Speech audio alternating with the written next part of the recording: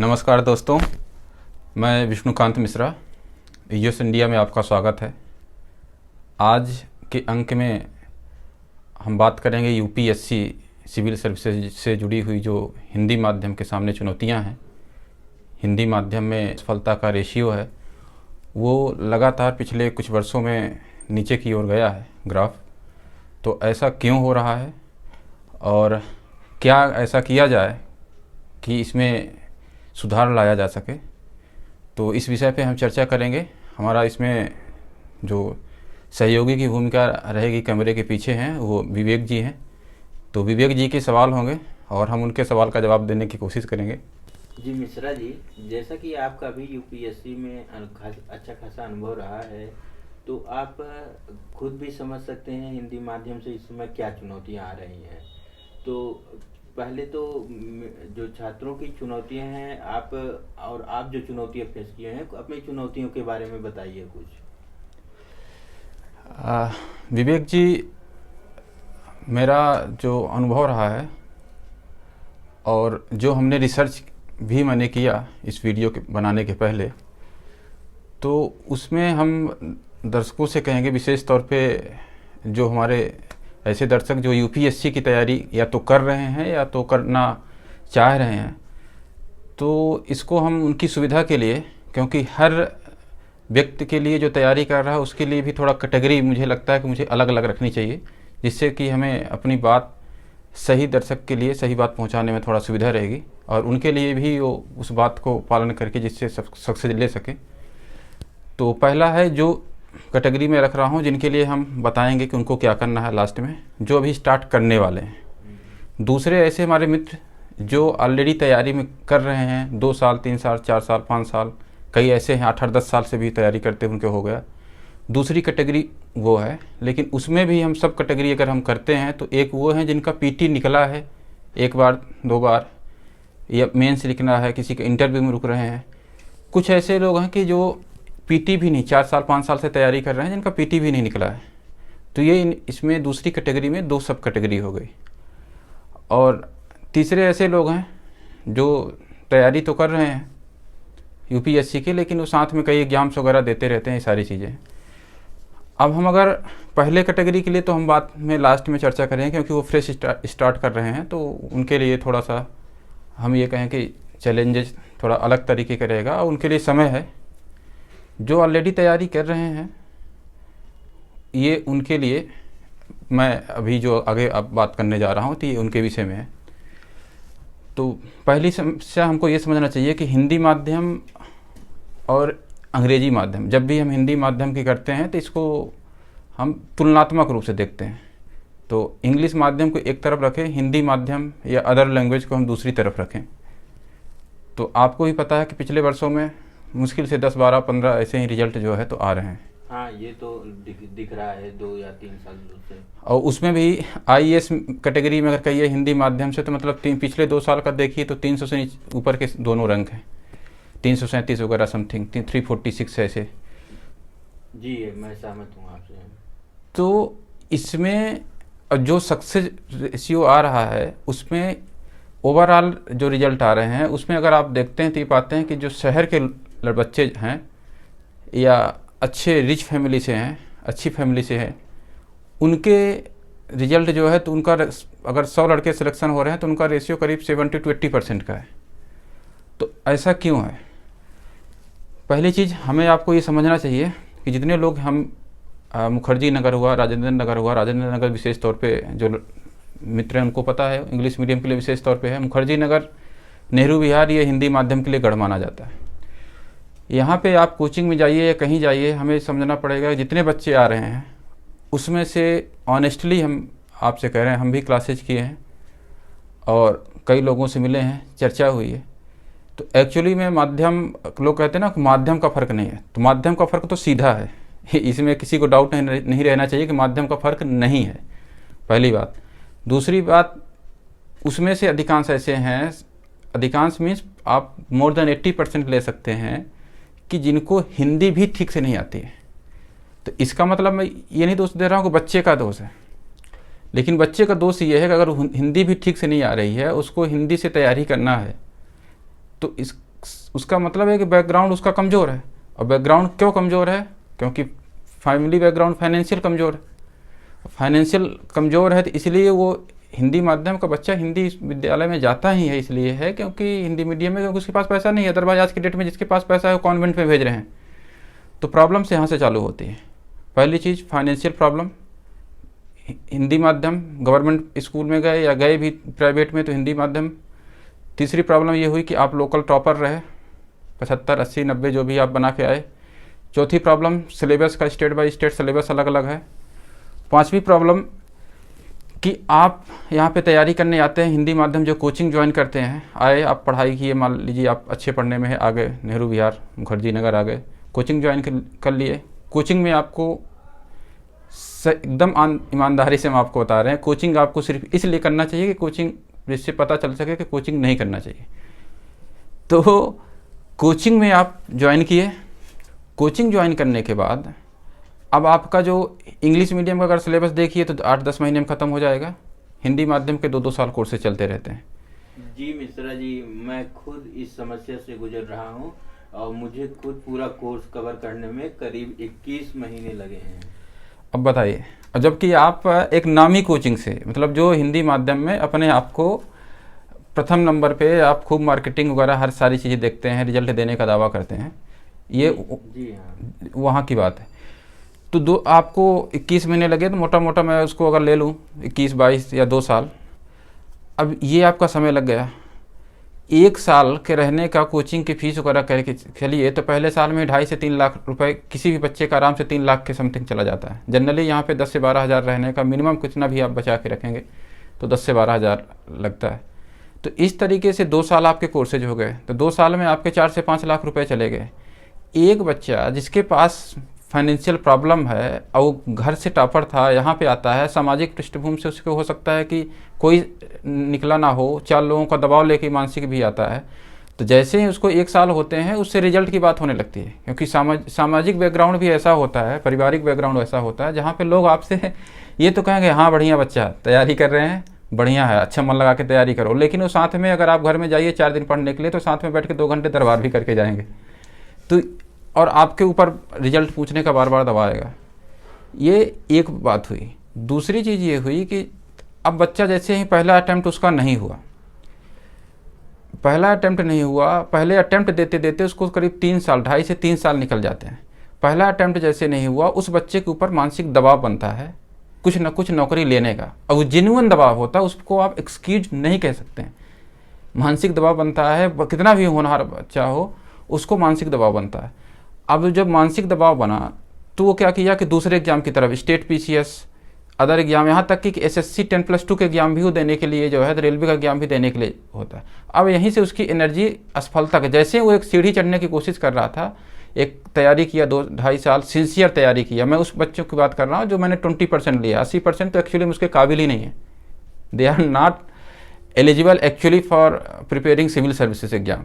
तो वो तो ये समझिए कि यहाँ पे कोचिंग वाले उनको बेवकूफ़ बना रहे हैं और कुछ नहीं कर रहे हैं, तो वो उसके काबिल नहीं है। ये कड़वी सच्चाई है। ये हमें, आपको अभिभावक अगर देख रहे हैं, ये हमें समझना पड़ेगा कि 80% बच्चे हिंदी माध्यम की जो तैयारी करने आते हैं, मैं हिंदी माध्यम के इसलिए कर रहा हूँ क्योंकि मैं भी हिंदी माध्यम से जुड़ा रहा 4 साल यहाँ पे देखा, तो इस तजुर्बे के साथ आपको बता सकता हूँ कि 80% तो है नहीं उसके लिए, न मेंटली तैयार है दिमागी रूप से, ना तो नॉलेज के रूप से, तो वो किसी भी पैटर्न में नहीं। 20% की मैं अब आगे आपसे बात कर रहा हूँ, ये जो कर रहा हूँ। अब वो सिंसियर तैयारी करते हैं, सिंसियर तैयारी करने के बाद 2.5 से 3 साल निकल गए, फिर वो दूसरे एग्जाम में डाइवर्ट होना चालू होते हैं। उनकी मजबूरी होती है फाइनेंशियल के लिए। होता क्या है कि ना उनको उधर का मिलता ना इधर का। वो पीसीएस 4 पीसीएस एग्जाम देंगे, कभी इसका एग्जाम दिए, कभी उसका एग्जाम दिए, वो 12 से 14 घंटे एक्चुअली में ईमानदारी के साथ पढ़ रहे होते, लेकिन एनर्जी डाइवर्ट हो गई। यूपीएससी 3 श्रेणी में अगर वो लेता है, पहला, दूसरा, तीसरा स्तर उसका है एग्जाम का, तो अलग अलग चीज़ें लेता है, तो वो किसी में फोकस ना कर पाया और कहीं ना कहीं फिर वो कुछ वापस लौट जाते हैं, कुछ रह जाते हैं, कुछ अगर टिके रहते कोई दूसरे जॉब पा जाते हैं। इस तरीके से यही कारण है कि हिंदी माध्यम में सफलता नहीं मिल रही है। जी मिश्रा जी, इसके बाद लेकिन सबसे बड़ी चुनौती जो नज़र आती है कि बच्चे मेहनत भी कर रहे हैं, पढ़ाई भी कर रहे हैं, हिंदी माध्यम से सपने भी लेके आए, कहीं ना कहीं वो आईएएस बनना चाहते हैं, जो बैकग्राउंड की खामियां आपने बताई वो तो सही है, लेकिन आयोग के द्वारा जो भाषाई त्रुटियां हैं उनके बारे में आप क्या कहेंगे, जिसके कारण भी पेपर में कहीं ना कहीं बच्चों का 2 क्वेश्चन या 3 क्वेश्चन हिंदी मीडियम का चुनौतीपूर्ण बन रहा है। हाँ, आप सही कह रहे हैं। इसी साल का अगर आप पेपर देख लीजिए तो असहयोग आंदोलन और सविनय अवज्ञा आंदोलन दोनों का ट्रांसलेशन ही इधर उधर कर दिया, जबकि आयोग का यही है कि अगर हिंदी के माध्यम के पेपर और इंग्लिश माध्यम के पेपर में अगर डिस्क्रिपेंसीज होती है, शुद्धियाँ होती हैं, तो उसमें जो इंग्लिश में लिखा गया है उसको सही माना जाएगा। तो इसमें तो बच्चे कुछ नहीं कर सकते थे। ये तो आपके मैं सहमत हूँ कि लैंग्वेज होता है, आप हिंदी ट्रांसलेशन पेपर इंग्लिश में बनता है, ट्रांसलेट हिंदी में कर देते हैं, ये इशू है विवेक जी। लेकिन इसके पहले हम इसमें बात करते हैं कि वो तो हमारे हाथ में नहीं है, वो तो हमें आयोग की कृपा पे ही निर्भर रहना पड़ेगा। लेकिन हमें जो इसके पहले जो और बात करनी चाहिए, उस पर एक बात और महत्वपूर्ण है कि जो हिंदी माध्यम, जैसे मैंने बोला स्टार्टिंग में कि इंग्लिश माध्यम में जो रिजल्ट आते हैं उनमें भी मोर देन 70 to 80% लोग ऐसे हैं जिनका रिजल्ट जो रिच फैमिली या अर्बन उनका रहना जुड़ना, या उनके घर से कोई सिविल सेवक में रहे या कहीं से, मतलब एक अच्छी फैमिली से आते हैं। डॉक्टर इंजीनियर जो आ रहे हैं उसको आपको पता ही है। पीटी का प्रॉब्लम, मेंस का प्रॉब्लम दोनों लेवल पे अलग है। हिंदी माध्यम ये भी देखा जाता है कि सिंसियर लड़के पीटी ही नहीं क्वालिफाई कर पाते हैं। अब जो पीटी नहीं क्वालिफाई कर पाते हैं तो कितना भी अच्छा वो मेंस की तैयारी की है, कितनी भी अच्छी उनकी समझ है, एक्सप्लेनिंग उनकी कैपेसिटी है, लेकिन जब पीटी नहीं क्वालिफाई होगा तो कैसे होगा। तो ये इसमें कुछ सीधे आप कुछ पूछना चाहते हैं, आप सवाल रखें, इसके बाद हम आगे बढ़ते हैं। हाँ, मैं भी यही कहना चाहता हूँ कि पीटी, क्योंकि जब हम तैयारी कर रहे होते हैं तो मैंने आसपास अपने दोस्तों को भी देखा, वो कहीं ना कहीं एग्जाम ओरिएंट ना होके फिलासफिकल ज़्यादा हो जा रहे हैं। और मैं ऐसे 2-3 अपने दोस्तों से भी जुड़ा हुआ हूँ कि हम लोग एग्जाम के पॉइंट ऑफ व्यू से कम, लेकिन फिलासफी और गवर्नमेंट सोसाइटी के नज़रिए से ज़्यादा पढ़ रहे हैं। कहीं ये तो चुनौती नहीं है? अब इसी में आ जाता है एक वर्ड है प्रोफेशनल। अब प्रोफेशनल वर्ड में ये रहता है, मैं आपको अपना एग्जांपल देता हूँ। 2017 की स्टार्टिंग में मैंने तैयारी चालू की।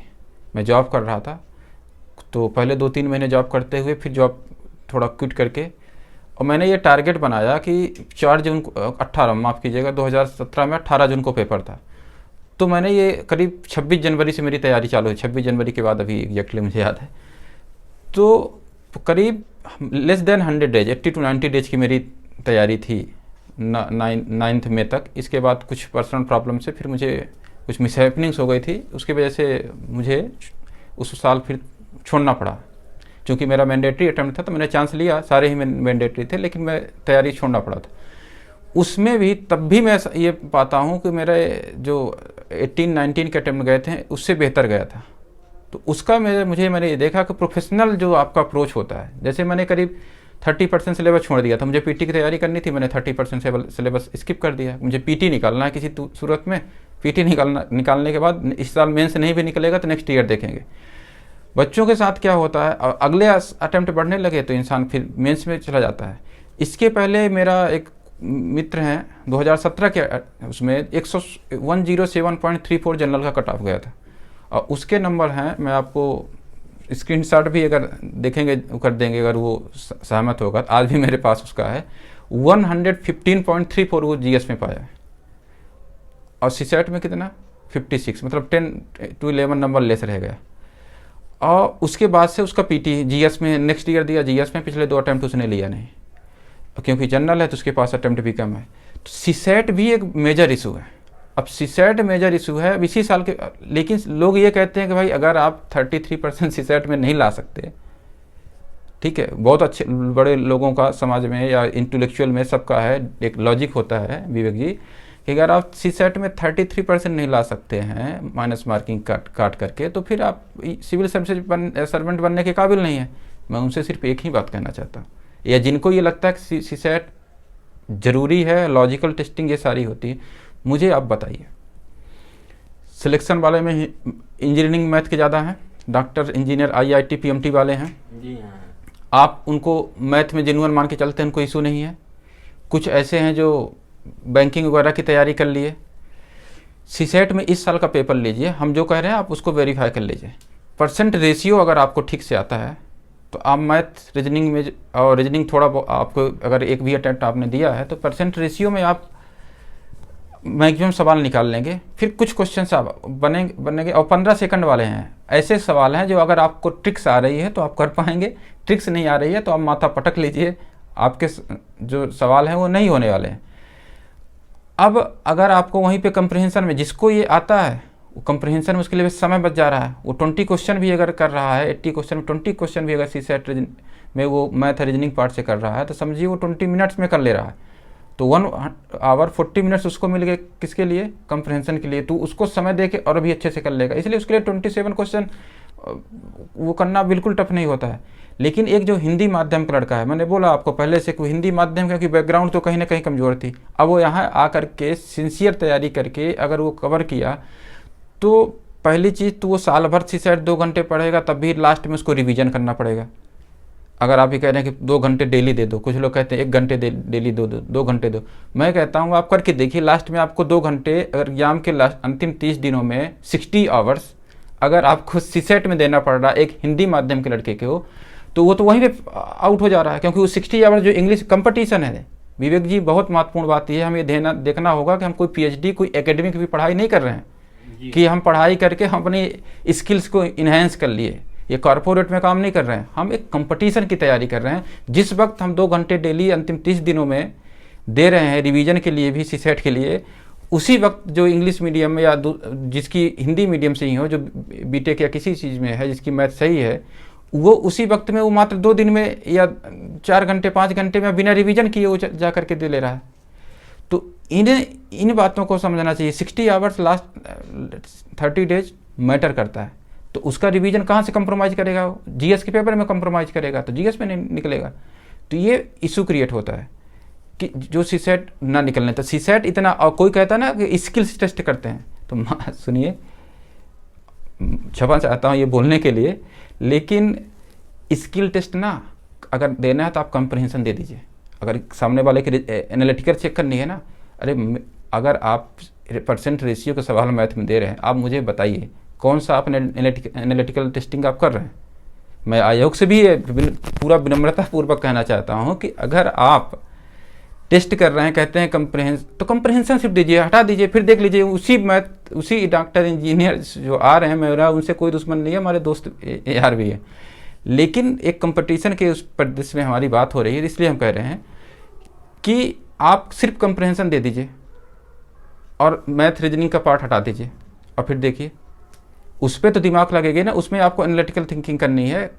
आप मैथ उसमें क्या परसेंट रेशियो में क्या वो करेंगे, आप जो है उसको सीधा सीधा एज मिल रहा है, और एक पेपर की तैयारी, एक बच्चे को एक पेपर की तैयारी ही नहीं करनी पड़ रही है, और मैक्सिमम सीट उसी से निकल जाती हैं। लास्ट में 10-5% बचा, उसमें शेष जो अदर देन इंग्लिश मीडियम है या other than math science background वाले हैं वो अपना देखते हैं। तो ये एक मेजर इशू है सीसेट को लेकर के, इसलिए कई लोग ऐसे हैं जो सिंसियर हैं, तैयारी कर रहे हैं, उनका सीसेट की वजह से नहीं हो रहा। और कंटेंट में आप कुछ पूछना चाहते हैं पूछे, फिर हम कंटेंट में आगे बात करेंगे, पढ़ने में डेली बेसिस में क्या प्रॉब्लम आ रही है। ये तो मेजर इशू था, मार्केट में बहुत सारे लोग बोलते हैं। अभी देखते हैं विवेक जी का अगला सवाल क्या ये दागने वाले हैं।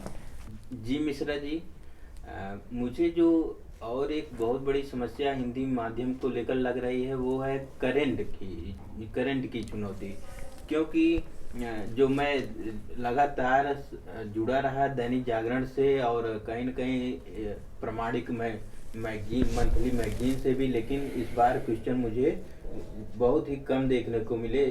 इस बार तो थे ही नहीं, लेकिन वैसे भी कहा जाता है कि हमें इंग्लिश का न्यूज़पेपर पढ़ना जरूरी है, और इंग्लिश कहीं न कहीं वहाँ से क्वेश्चन भी आ रहे हैं। आपकी क्या राय है? आप जो सवाल पूछे हैं तो मैं अंत में जो आपने बोला कि इंग्लिश से क्वेश्चंस आ रहे हैं, इसका सबसे बड़ा उदाहरण है इस साल का मॉडर्न हिस्ट्री से जो सवाल आए हैं कि हम सब ने स्पेक्ट्रम को बाइबल बना के रखा था मॉडर्न हिस्ट्री के लिए, और क्वेश्चंस जो है तो एक दूसरी ही बुक है, वो बनर्जी करके कुछ है लेखक, वहाँ से करीब 7 क्वेश्चन सीधे उठाए गए हैं वर्ड टू वर्ड। तो वो तो होता ही है, हमें सबको पता है कि पेपर्स जो है तो इंग्लिश मीडियम से ही सेट किए जाते हैं, तो इंग्लिश की जो बुक्स हैं या जो भी आर्टिकल्स हैं वहाँ से सीधे उठाए जाते हैं। और ट्रांसलेशन में शब्दों का खेल झोल होता है, वो तो आयोग का अपना हम बात कर चुके हैं, अपनी उसकी स्वतंत्रता है। लेकिन मिश्रा जी, आपने जो विषय उठाया है करंट में, ये एक ऐसा इशू है हिंदी अंग्रेजी माध्यम में कि जिसको हम ये कहते हैं कि आज जनरली लोग, टीचर्स भी कह देते हैं, जो भी एजुकेटेड लोग हैं या जो जिनका सिलेक्शन हो गया है, वो भी ये कह देते हैं कि आज के डेट में हिंदी माध्यम से कंटेंट बड़े आसानी से उपलब्ध हैं। तो ऐसा कोई इशू नहीं रह गया, ऑनलाइन कंटेंट उपलब्ध हैं, आप कहीं भी बैठ के पढ़ाई कर सकते हैं। बहुत इन तेन प्रकार में बहुत सारी बातें करते हैं। हम उनसे इतना ही कहना चाहते हैं कि आप किसी भी स्टैंडर्ड मैगजीन को ले लीजिए जो मंथली आती है, सबको पता है, हम नाम नहीं लेना चाहते हैं, प्रिंटेड फॉर्म में ना करके वो फ़ोटो कापी यहाँ पे सेल होती हैं अलग अलग कोचिंग्स की। अगर आप हिंदी माध्यम की मैगजीन देखेंगे तो आपको एक महीने की मैगजीन्स नॉर्मल 120 पेजेस यानी 120 पेज 125 पेज की मिलेगी। वहीं पे अगर उसी महीने की उसी इंस्टीट्यूट की अगर आप मैगजीन देख लीजिए इंग्लिश की, वो लेस देन 100 पेजेज में रहेगी। अब आप मुझे बताइए कि यहाँ पे मैं दर्शकों आपसे भी पूछना चाहता हूँ, या जो भी इसको देख रहे हैं, अभिभावक देख रहे हैं वो भी ये समझें, टीचर देख रहे हैं वो भी इस चीज़ को समझें, इसको चीज़ को आप इग्नोर नहीं कर सकते हैं। आप सीधा ट्रांसलेशन मिल गया, मैं मान लिया ट्रांसलेशन मिल गया, आप मुझे बताइए अगर 100 पेज, लेस देन 100 पेज में अगर इंग्लिश की मैगजीन्स कवर हो रही है और 125 पेजेज में इंग्लिश हिंदी की मैगजीन्स कवर हो रही है, तो 25% सीधे हमें करंट में मेहनत करना पड़ गया या नहीं। और जब तक हम 25% उधर एक्स्ट्रा मेहनत कर रहे हैं करंट में, जिसमें कि करीब 30% क्वेश्चन तो मिट्टी में रहते ही हैं, 25 से 30 क्वेश्चन करंट के डायरेक्टली इनडायरेक्टली मिनिमम रहते ही हैं, कभी कभी अधिक कम थोड़ा अधिक भी हो जाते हैं। तो सीधा सीधा वहाँ पे हमें हर महीने 25% मेहनत ज़्यादा करनी पड़ रही है। ट्रांसलेटेड लैंग्वेज में पढ़नी पड़ रही है, वो अदर इशू है, मैं उसमें जा ही नहीं रहा, मैं क्योंकि एक्सक्यूजेज के लिए नहीं जा रहा, एक्सक्यूजेज को मैं हटा रहा हूँ। लेकिन जेन्युइन प्रॉब्लम ये है कि एक पहला इशू वो ये, दूसरा हिंदी की मैगजीन्स जो आ रही है, जो एक महीने पहले निकाल देते हैं, उनकी मैं बात नहीं कर रहा हूँ क्योंकि प्रिंटेड में वो 10 एग्जाम का एक साथ निकालते हैं, तो मैं उनमें नहीं जा रहा। मैं स्टैंडर्ड जो मैगजीन जनरली चलती हैं, जो विशेष तौर पे टारगेटेड सिविल सर्विसेज IAS के लिए हैं, उनकी मैं बात कर रहा हूँ। कि अगर आपको आज मान लीजिए 30 नवंबर ख़त्म हो रहा है, नेक्स्ट 10 दिसंबर के पहले इंग्लिश की मैगजीन्स आपको मिल जाएगी मार्केट में, या प्रिंट कर लीजिए। आपको हिंदी की वही मैगजीन्स हिंदी ट्रांसलेशन आने में 10 जनवरी लग जाएगा। अब आप मुझे बताइए, मैं द हिंदू थोड़े समय के लिए मैं द हिंदू न्यूज़पेपर पढ़ रहा हूँ, अब पढ़ रहा हूँ, पढ़ के नोट्स बनाऊँ, सब कुछ करूँ, तो एक तो समय उसमें होगा, और दूसरा अगर मुझे कंपाइलेशन लेना है, अब मुझे जो लड़का 10 दिसंबर को मिल जाएगा वो मुझे 10 जनवरी को मिलेगा, तब तक मैं 2 महीने का करंट पढ़ चुका रहूँगा। एक मेमोरी की भी एक लिमिटेशन होती है, सिर्फ करंट लेके तो बैठे नहीं है, तो कुछ यथार्थ प्रॉब्लम है हमें, ये हिंदी माध्यम के साथ ये है। अब आते हैं हम अगले उसमें कि करंट के अलावा अगर हमें पढ़ना है चीज़ें, तो वहाँ पे चैलेंजेज हमें क्या आ रहे हैं, इसमें अगर आप कुछ सवाल पूछना चाहते हैं फिर उसमें बात करते हैं। जी मिश्रा जी, जैसे कहा जाता है कि प्रमाणिक हिंदी में प्रमाणिक किताबों के बारे में, ऑथेंटिक बुक कौन सी होनी चाहिए या फिर नहीं है, कुछ ऐसी शिकायतें हैं बच्चों की। कि जैसे इंग्लिश में अगर हम पॉलिटिकल साइंस ऑप्शनल की बात करें तो एंड्रू हेवुड की किताब हिंदी में नहीं आती है, और उसके कारण कहीं ना कहीं चुनौती बन जाता है। जी जी जी, इसके बारे में क्या कहेंगे? देखिए, स्टैंडर्ड्स बुक की अगर हम बात करें तो इंग्लिश मीडियम में जितना है वो हमें जो मिलेगी, कुछ चीज़ें मान लीजिए नहीं मिलती हैं, तो अगर उस चीज़ को हम ज़्यादा भी ना भी करें तो उसके अलावा भी सीरियस प्रॉब्लम है।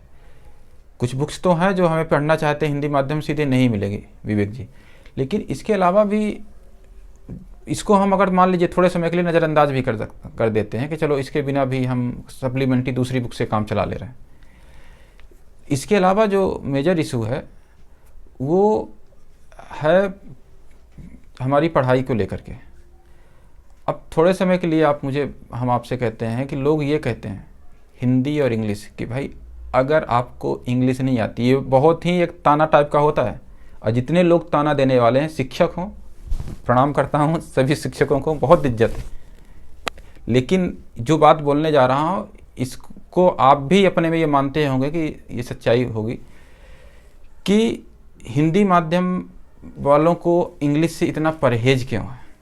तो let me clear you that there is no problem with English.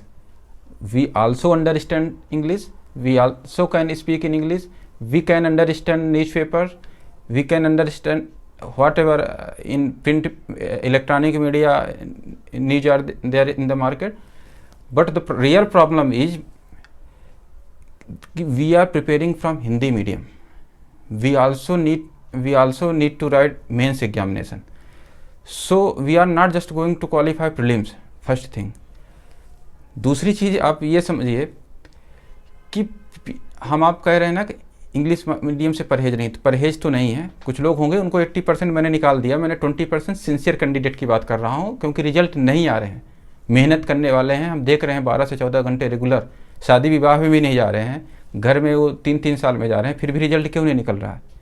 ऐसा भी नहीं है कि मान लीजिए कुछ उसमें आप कह सकते हैं कि दिमाग से भूनता हूँ, नहीं. मैं 80% उनको निकाल दिया. मैं 20%, मैं बार बार कह रहा हूँ 20% हिंदी मीडियम वालों को लेकर बात कर रहा हूँ, जो सिंसियरली तैयारी कर रहे हैं.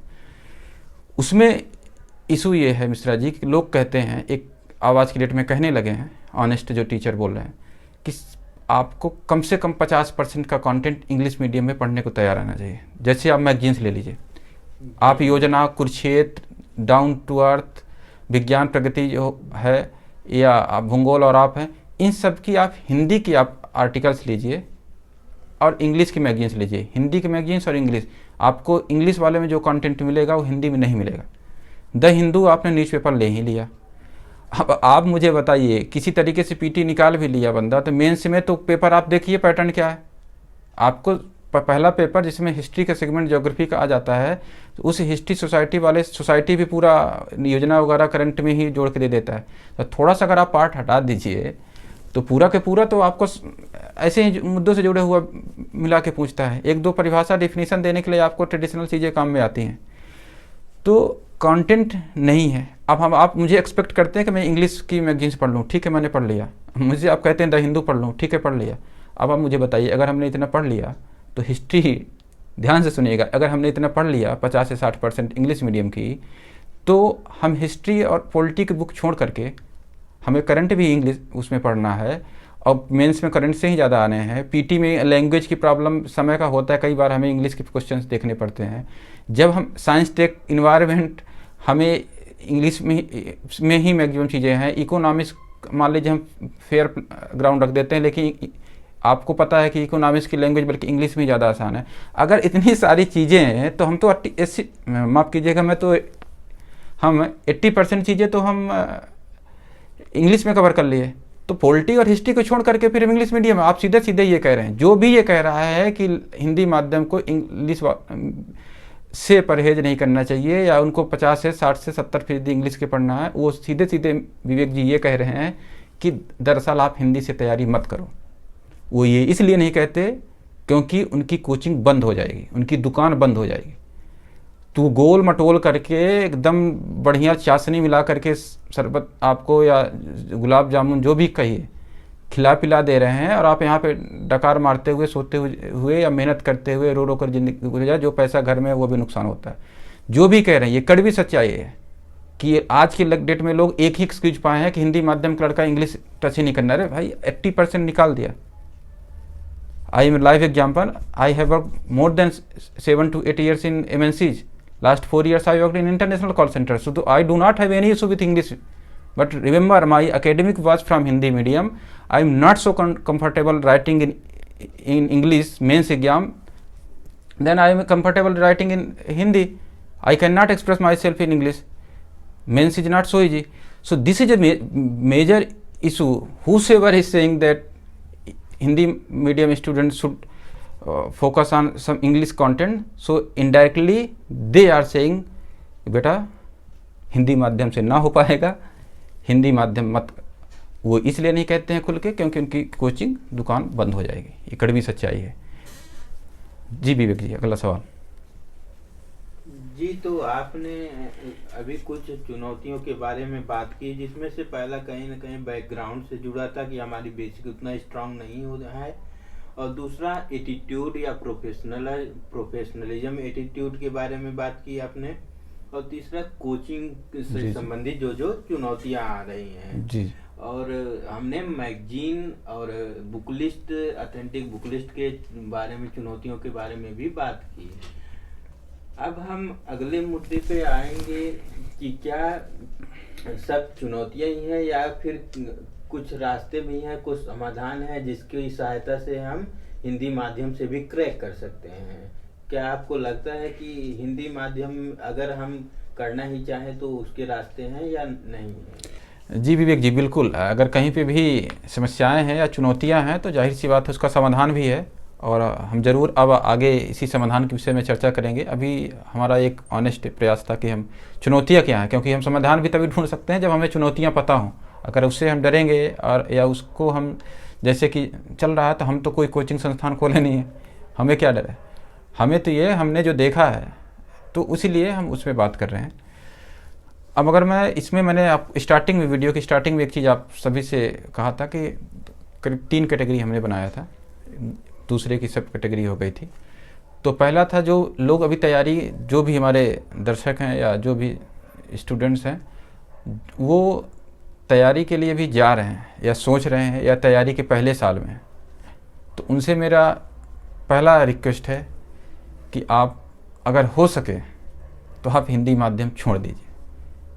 अगर हो सके, ये आप जानते हैं अपने आप को, हो सके तो हिंदी माध्यम तैयारी मत छोड़िए, आप तैयारी करिए, हिंदी माध्यम से आप तैयारी मत करिए। क्यों? क्योंकि इसमें बहुत मुश्किल लें, अलग तरीके, आप कितना भी मेहनत कर लीजिए लेकिन कुछ जेन्युइन प्रॉब्लम है जो आपके हाथ में नहीं है। आप वही सही कर सकते हैं जो आपके हाथ में है, जो आपके हाथ में नहीं है उसको आप सही नहीं कर सकते। ये व्यवहारिक में ये हमें आपको स्वीकार करना होगा।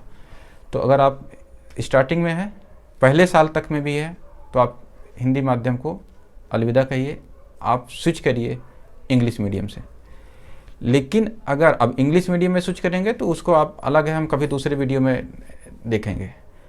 लेकिन अगर आप इंग्लिश मीडियम में, अब आपका ये है कि एकेडमिक स्ट्रांग रहा हिंदी माध्यम से, आप इंग्लिश मीडियम में नहीं जा सकते हैं, बहुत सारी चैलेंजेज हैं, तो आपको फिर हिस्ट्री और पॉलिटी के सब्जेक्ट को छोड़ करके, मेरी बात को ध्यान से सुनिए, हिस्ट्री, इतिहास और आपको जो पॉलिटी है वो आपको छोड़ करके शेष विषय को आपको इंग्लिश में ही पढ़ना होगा, करंट से लेकर के सारी चीज़ें। लेकिन इसके पहले आपको क्या करना होगा, बेसिक प्रॉब्लम होती है हमें एनसीईआरटी, लोग बोल देते हैं ना एनसीईआरटी पढ़िए, कुछ लोग कोचिंग वाले कोचिंग के पहले एनसीईआरटी पढ़िए। एक्चुअली कोचिंग में भी ना आधे से अधिक एनसीईआरटी ही पढ़ाते हैं, ज्ञानबाजी करके इधर उधर। तो आप ज़्यादा ये मत सोचिए कोचिंग में जो कुछ ज़्यादा ही मिल जाएगा। तो आप एनसीईआरटी में फोकस करिए। मैं एनसीईआरटी क्यों कह रहा हूँ आपको फोकस करने को, एनसीईआरटी आपको समझ में नहीं आएगी, ये भी मैं बताता हूँ। कितना भी अच्छा आप पढ़े होंगे, लेकिन हम दावे के साथ कह सकते हैं कि मैक्सिमम लोग आप होंगे पहली बार में एनसीईआरटी आपको समझ में नहीं आएगी, और तभी इंसान सोचता है कि हम कोचिंग की ओर जाएं। अगर आपको एनसीईआरटी समझ में नहीं आ रही है तो आप यूट्यूब में बहुत सारे वीडियोज़ हैं, आप उनका एनसीईआरटी का सहारा ले सकते हैं। आपको कोचिंग ज्वाइन करने के लिए यहाँ पे ज़रूरत नहीं है। वीडियोज़ देखिए, एक बार आप वीडियोज़ कुछ आएगा दिमाग में, ओवरव्यू बनेगा, फिर आप एनसीईआरटी पढ़ेंगे तो होगा। अब एनसीईआरटी हिंदी माध्यम की पढ़िए। मेरी बात यहाँ पे आप एक और ध्यान दीजिए। अब आप कहेंगे कॉन्ट्रडिक्ट कर रही है, लेकिन पूरा वीडियो ख़त्म होते होते आप ध्यान से सिस्टमेटिक तरीके से, हो सकता है थोड़ा हमारी बातें आगे पीछे भी हो जाएं, लेकिन आप उसको अपने तरीके से सिस्टमेटिक तरीके से लेके चलिए। तो आप पहला हिंदी माध्यम से तैयारी करना है तो एनसीईआरटी पढ़िए। पहली चीज़, एनसीईआरटी हिंदी माध्यम से पढ़िए। क्यों पढ़िए हिंदी माध्यम से? क्योंकि आपको मेंस हिंदी में लिखना है, ठीक। अब मेंस आपको हिंदी में लिखना है तो आपके पास शब्दावली होनी चाहिए।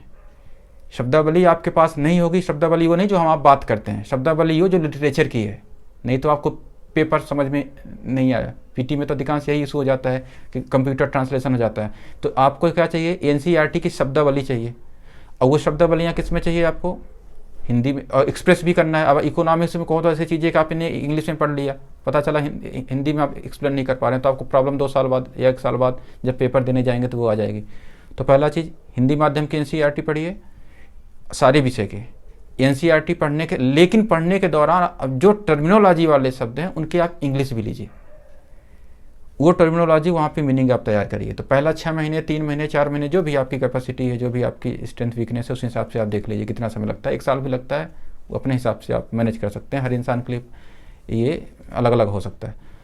तो आपका एनसीईआरटी कवर हो गया। आपकी टर्मिनोलॉजी हिंदी और इंग्लिश दोनों में आपकी पकड़ खत्म हो गई, पकड़ हो गई। अब आप साथ में द हिंदू का आपको न्यूज़पेपर पढ़ने के लिए बोला जाता है, जो कि पढ़ना पड़ेगा। ये भी सच है, जो बोला जाता है वो सच है। बस बोला ये नहीं जाता कि आपको हिंदी माध्यम से तैयारी नहीं करना है, क्योंकि दुकानें बंद हो जाएगी, उसमें हम भी नहीं जा रहे हैं। तो द हिंदू आपको पढ़ना पड़ेगा। अब द हिंदू के आपके पास अल्टरनेटिव्स हैं, तो अल्टरनेटिव्स हैं, तो अल्टरनेटिव्स तो आप लीजिए, वीडियोज हैं, कुछ कॉन्सेप्ट क्लैरिटी वहाँ पे चीज़ें हैं।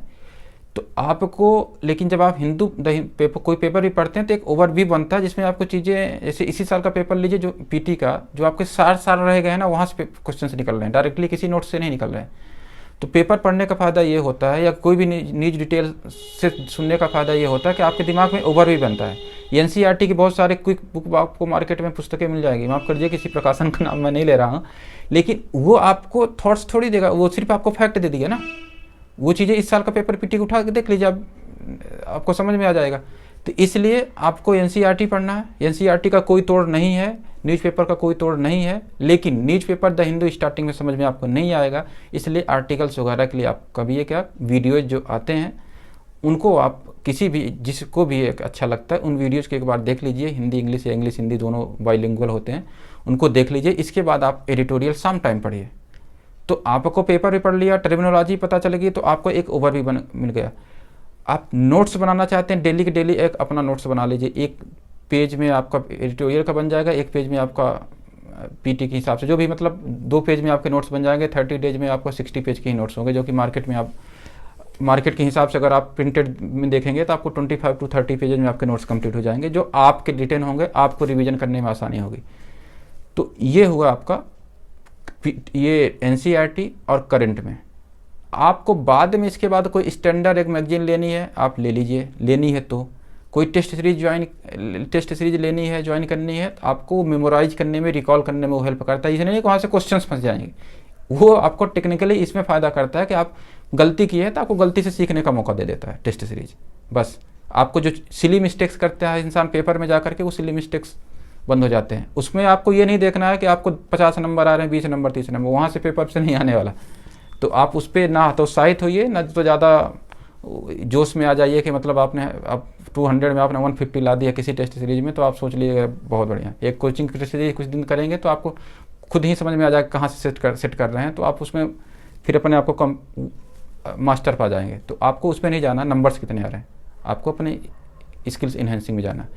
अगर आपने इतनी चीज़ें कर लिया जो मैंने अभी बताया, स्टैंडर्ड बुक में अभी नहीं गया, मैं नहीं गया हूँ, ना मैं किसी कोचिंग के नोट्स में गया हूँ, इतनी चीज़ें अगर आपने कर लिया, और आप सीसेट में आपको पहले से मास्टर होना पड़ेगा, ये बात सच है। यहाँ तक कि जो IITian या PMT वाले हैं उनको भी प्रॉब्लम्स हो रही है सीसेट में।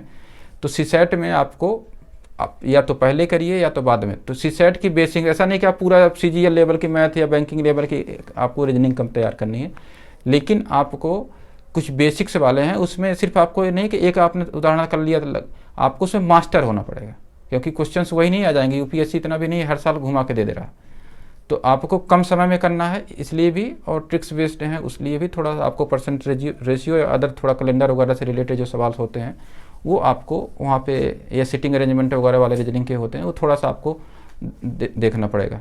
और ये आपको स्टार्टिंग में देख लीजिए, जिससे महीने में 1-2 दिन रिवीजन के लिए रखिए सीसेट को, क्योंकि अंतिम दिन में अगर आप 30 दिन रिवीजन में, तो फिर आपको अगर अंतिम दिन में आपको 20 आवर्स भी आपको रिवीजन सीसेट में देना पड़ रहा है, तो आप ये समझिए कि आपके लिए थोड़ा मुश्किल हो जाएगा, क्योंकि वहाँ पे आपको GS से समय काटना है, और GS की चीज़ें आपको रिवाइज नहीं कर पाएंगे, और अंततः आपको दोनों में निकलना है, किसी एक में गड़बड़ हो गए तो मामला फंस जाता है। इतना अगर आपने किया है तो PT आपका निकलेगा।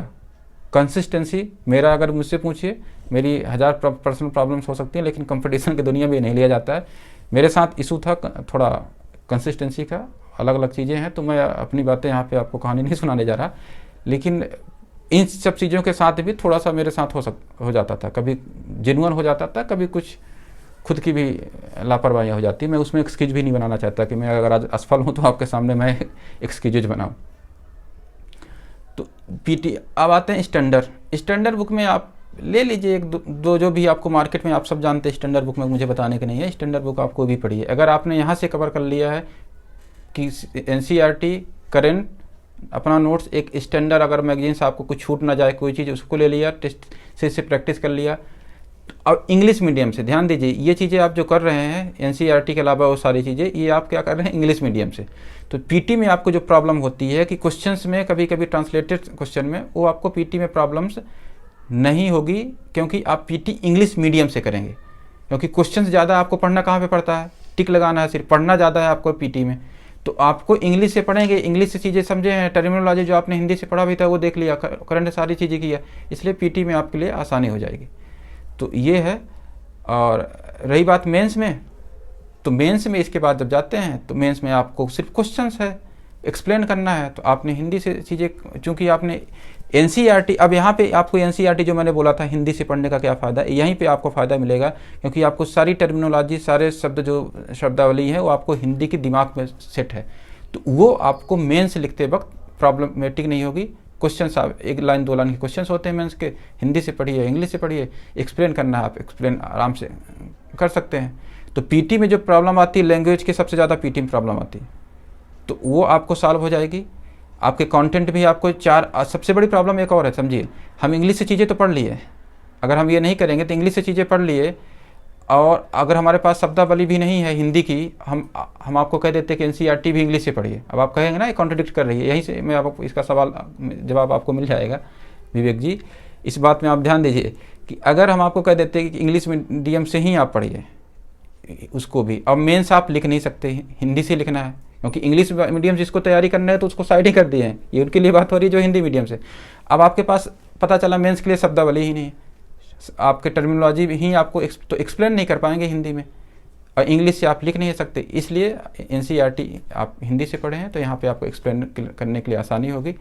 और शेष चीज़ें आप इंग्लिश में पढ़ रहे हैं तो आपको रिकॉल की भी प्रॉब्लम नहीं होगी, क्योंकि रिकॉल आप कर रहे हैं हिंदी में हो रहा है, आप सीधे कर रहे हैं। अदरवाइज अगर आप जनरली लोग हिंदी से पढ़ते हैं और कुछ चीज़ें कंटेंट अगर इंग्लिश से पढ़ते हैं तो वो क्या होते हैं ना, हिंदी के लिए बचते हैं ना इंग्लिश के लिए बचते हैं। और सबसे बड़ी प्रॉब्लम उनके साथ एग्जाम हॉल में होती है, पीटी विशेष तौर पे, क्योंकि 2 घंटे का समय होता है और एक्सप्लेन नहीं, आपको टिक लगा के पढ़ के लेंदी पेपर हो जाते हैं। इस साल का पेपर देखिए, रिवाइज करने का मौका नहीं था, तो आपको रिकॉलिंग की प्रॉब्लम हो जाती है। तो जानते हुए रहते हैं 2 घंटे में आपने नहीं, बाहर आप देखा कि 4-5 क्वेश्चन 6 क्वेश्चन आपके सिली मिस्टेक्स में चले गए, और इसमें आपको 10 से 15 नंबर आउट हो गए। तो ये है अगर हिंदी माध्यम से जो पहले अटेम्प्ट में। अगला सवाल था, माफ़ करिएगा थोड़ा आंसर लंबा हो रहा है। दूसरे लोग ऐसे हैं जो दूसरी कैटेगरी, पहली कैटेगरी से जो लोग तैयारी करने जा रहे हैं, दूसरी कैटेगरी के जो लोग इसमें हैं वो ऐसे लोग हैं जो तैयारी ऑलरेडी 3-4 साल 5 साल से कर रहे हैं।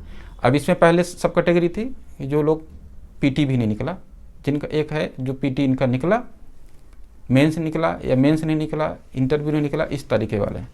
तो जिनका पीटी निकला तो वो तो अपने हिसाब से देखें, मेंस अगर दे रहे हैं तो मेंस में फिर उनको मेंस के लिए कुछ प्रॉब्लमेटिक है, या तो उनका चीज़ों में पकड़ नहीं है, एक्सप्लेनिंग का राइटिंग स्किल्स नहीं है, अदर चीज़ें होंगी, मुझे लगता है वो हमसे बेहतर समझ सकते हैं, उनके लिए मैं यहाँ पे ज्ञान न दूँ वो ज़्यादा अच्छा है। तो वो उनको अपने लेवल पे वर्क करना है। लेकिन जिनका पीटी ही नहीं निकल रहा है, 3 अटैम्प्ट 4 अटैम्प्ट 5 अटैम्प्ट ले लिए, तो उनके लिए अब प्रॉब्लम यहाँ पे ये हो जाती है कि आपको 3 पहले आते एनसीईआरटी समझ में नहीं आती, कोचिंग ज्वाइन किए, मैंने बोला कि 2.5-3 साल आपके पहले अटेम्प्ट में निकल गए, तब जाके आपको समझ में आया कि यार पीटी तो निकलेगा एनसीईआरटी और करंट के कॉमन से, थोड़ा बहुत स्टैंडर्ड बुक के माफ़ करिए सहयोग से। तो उनको 3 साल बाद समझ में आता है कि भाई एनसीईआरटी पढ़ने पड़ेगा। लेकिन जब वो एनसीईआरटी पढ़ने जाते हैं 3 साल बाद या 2.5 साल 2 साल बाद, तो उनको सबसे बड़ा इशू आता है, उनको लगता है यार ये अभी एनसीईआरटी पढ़ेगा कि उसकी लैंग्वेज बड़ा समझा के लिखी है। तो वो उस वक्त उनको लगता है ना कि हमारा समय ख़राब हो रहा है, तो उठाते भी हैं तो एक बार देख भी लिए किसी तरीके से, लेकिन रिवाइज फिर दोबारा 3 बार 4 बार रिवाइज नहीं कर पाएंगे। तो जब रिवाइज नहीं कर पाएंगे तो आप कितना भी पढ़ लीजिए, लेकिन वो आपकी चीज़ें नहीं होगी अगर आपके साथ एग्जाम हॉल तक नहीं जा रही है। तो उनको चाहे के या ना चाहे के भी एनसीईआरटी में जाना पड़ेगा। स्टैंडर्ड बुक को साइड रखें, एनसीईआरटी पढ़ें, हिंदी से ही। इंग्लिश का जो अल्टरनेटिव उनके पास नहीं है, इंग्लिश थोड़ा इम्प्रूव करनी ही पड़ेगी। ये चीज़ मार्केट में जो 50-60-70% कहना है तो वो आपको करना ही पड़ेगा। से सारी चीज़ें वही हैं कि आपको ये करना, अगर आपने ये किया तो चांसेज हैं। दूसरी इशू वो भी हो सकता है कि आप इसके लिए ना बने हो, अगर आपने सारा कुछ कर लिया है, सिंसियर है, हम 20% सिंसियर स्टूडेंट की बात कर रहे हैं, एस्पिरेंट्स की, तो फिर आपको एक वक्त आ जाता है कि आपको देखना भी है कि एक्चुअली आप इसके लिए हैं। क्योंकि सिर्फ अगर रट रहे हैं आप 10 घंटे 12 घंटे, क्योंकि कुछ लोगों को ऐसे को भी जानता हूँ कि आप 10 घंटे 12 घंटे रट रहे हैं, लेकिन मैं अच्छी तरीके से जानता हूँ कि वो नहीं निकालेंगे कभी, क्योंकि यूपीएससी सिर्फ रटने वालों के बस के लिए नहीं है। तो अगर ये सारी चीज़ें आप करने के बावजूद भी नहीं निकल रही है, इसका मतलब हो सकता है कुछ आपको जेन्युइन वो हो, जो कि आप मेंस या पीटी आप कूल, मान लीजिए आप पढ़ बहुत लेते हैं, लेकिन आप ज़्यादा थोड़ा आपका ब्लड प्रेशर हाई हो जा रहा है एग्जाम के दिन, ज़्यादा आप बॉडी बिल्डिंग में फोकस कर ले रहे हैं, तो कई सारी चीज़ें ऐसी होती हैं कि आप थोड़ा इमोशनल आदमी है, घर में कुछ प्रॉब्लम हो गई उसमें चले गए, या कि आपकी सोशल घरेलू प्रॉब्लम है, जिम्मेदारियां हैं, फाइनेंशियल इशू तो है ही, ये जेन्युइन इशू है, फाइनेंशियल इशू है ही मैक्सिमम लोगों के साथ, आप 2-3 साल के बाद सबके साथ, अगर नहीं भी है तो सामने वाला बंदा वो थोड़ा सा मेंटल प्रेशर क्रिएट हो जाता है। तो ये सब सारी चीज़ें भी हमें देखना पड़ेगा कि इन चीज़ों को अगर कंट्रोल नहीं कर रहे हैं तो इसमें भी असफलता होती। तो ये है। शेष अगला सवाल अगर कुछ है विवेक जी तो आप बताइए। जी नहीं, शुक्रिया मिश्रा जी अपने बहुमूल्य अनुभव और विचार साझा करने के लिए, और मुझे अवश्य कुछ न कुछ इससे मदद मिलेगी।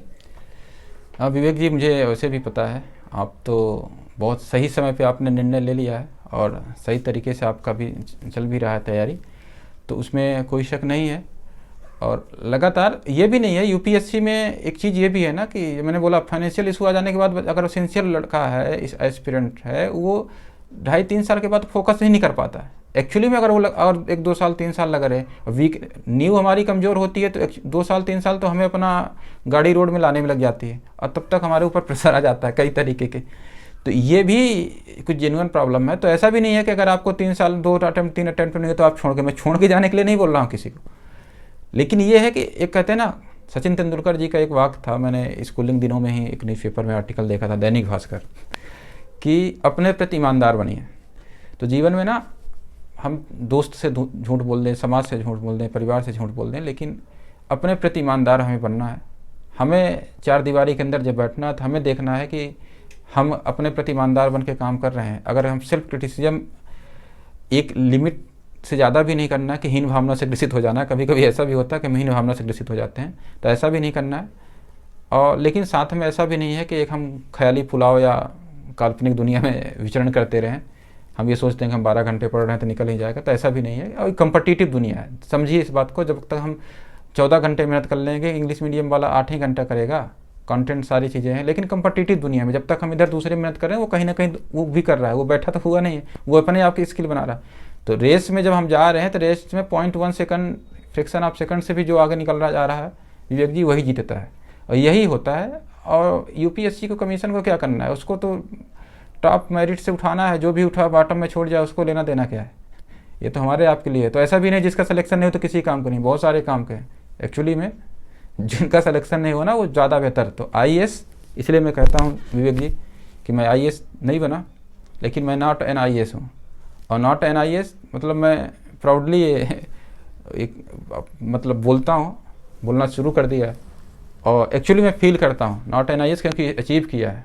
और मैं तो ये मानता हूँ कि हर व्यक्ति को 1 साल 6 महीने कम से कम यूपीएससी के सिलेबस तो पढ़ना ही चाहिए, अगर उसको जागरूक इंसान और सिटीजन बनना है।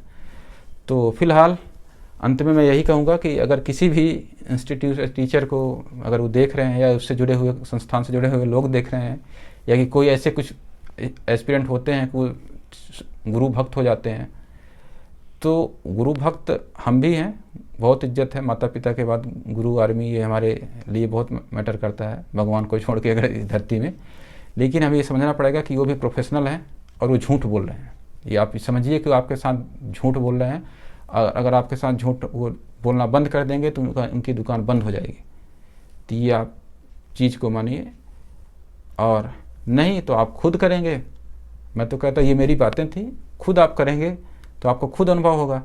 तो जीवन में यही होता है कि अगर आप दूसरे की गलती से सीखें या खुद करके सीखें, अंत में आपको तो वक्त तो आपको सिखा ही देता है। जीवन में सबसे बड़ा अनुभव जो है तो टीचर अनुभव ही होता है।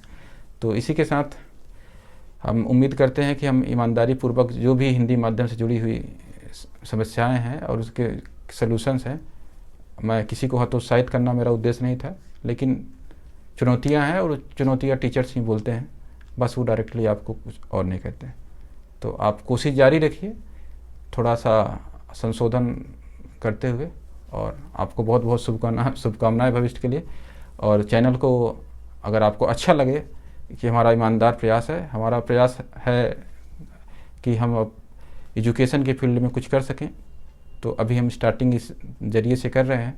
तो आपके लिए कुछ हम न्यूज़ और जो न्यूज़ में चीज़ें रहेंगी, जो टर्मिनोलॉजी रहेंगी, मेरी कोशिश रहेगी कि मैं कुछ वो आपके लिए भी ला सकूं तैयारी के लिए।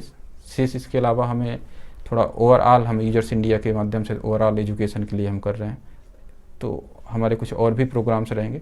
तो आप चैनल को सब्सक्राइब करिए, और इसमें जो भी अपना सुझाव है तो आप सुझाव दीजिए, कमेंट करिए, शेयर करिए, और बेल आइकन का बटन प्रेस करना मत भूलिए, जिससे जब भी हम वीडियो अपलोड करें तो आपको मिले और रेगुलर बेसिस पे मिले।